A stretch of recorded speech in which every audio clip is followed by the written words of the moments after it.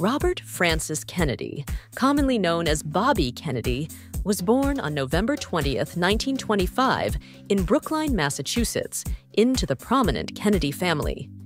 His parents, Joseph P. Kennedy Sr.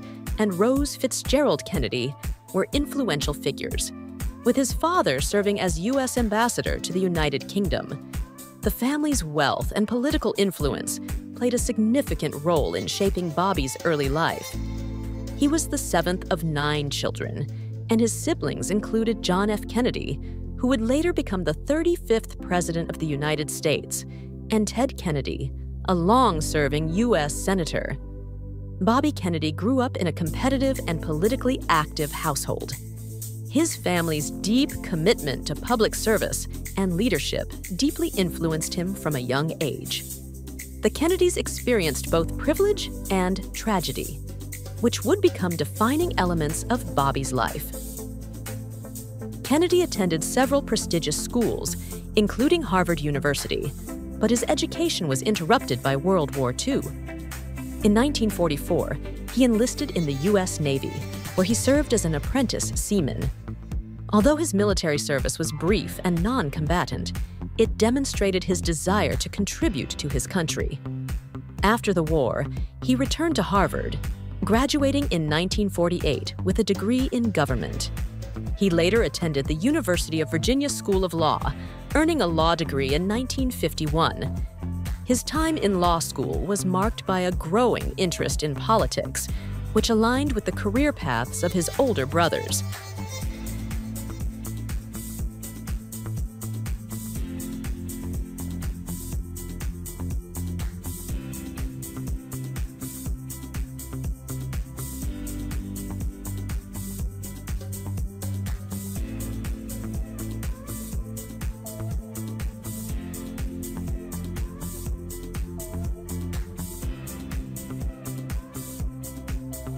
Bobby's early political career was intertwined with his brother John's rise to power.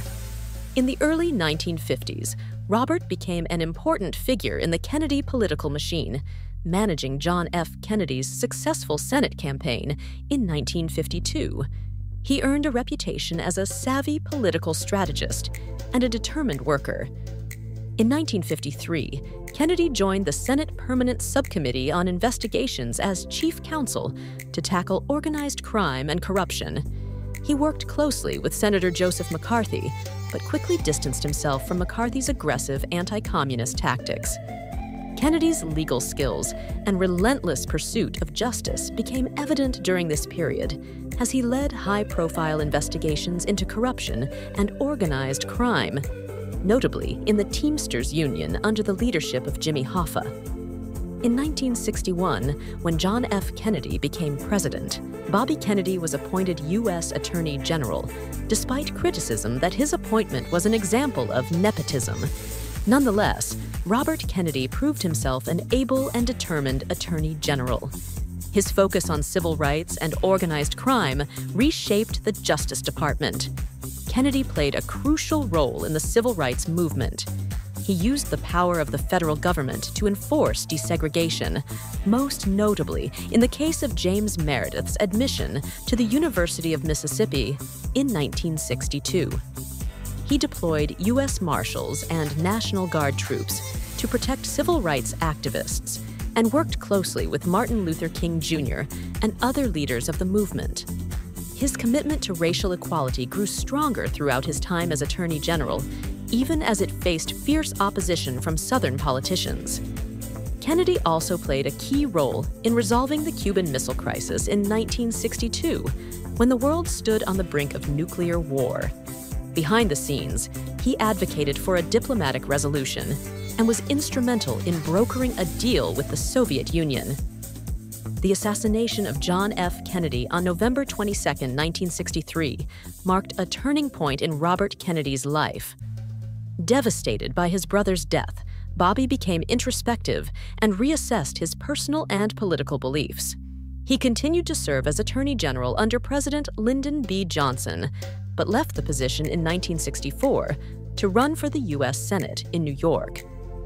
Elected as senator in 1964, Bobby Kennedy's political outlook became more progressive. He increasingly focused on issues of poverty, inequality, and injustice. His trips to impoverished areas, including the Mississippi Delta and inner-city ghettos, deepened his empathy for the struggles of marginalized communities. His growing advocacy for the poor and disenfranchised helped him forge connections with a wide range of Americans.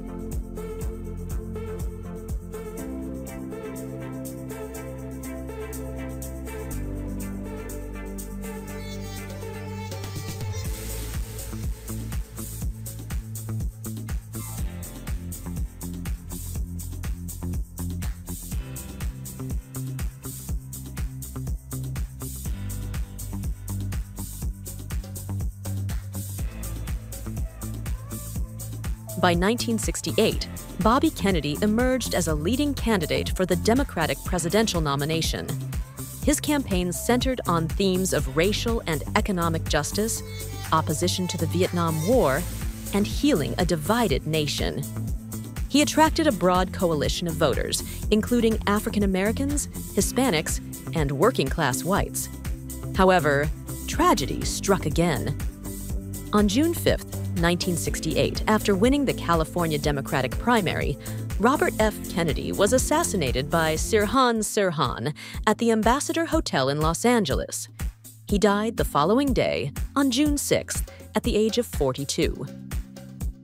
Robert F. Kennedy's legacy is one of compassion, social justice, and a commitment to public service. His transformation from a ruthless political operative into a champion for the marginalized and oppressed resonated deeply with many Americans. His speeches on civil rights, poverty, and peace, including his famous remarks in Indianapolis following the assassination of Martin Luther King, Jr., continue to inspire generations. Bobby Kennedy's death marked the end of an era for the Kennedy family, but his ideals live on in the ongoing fight for justice and equality in the United States. He is remembered as a man of deep empathy and moral conviction, whose life was tragically cut short, just as he seemed poised to lead the nation toward a more inclusive and compassionate future.